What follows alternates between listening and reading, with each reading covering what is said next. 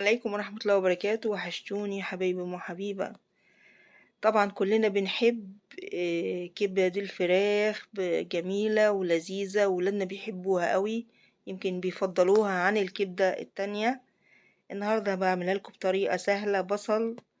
بصل وتوابل بس، توم باودر، بصل باودر، توابل فراخ، بابريكا، ملح، فلفل.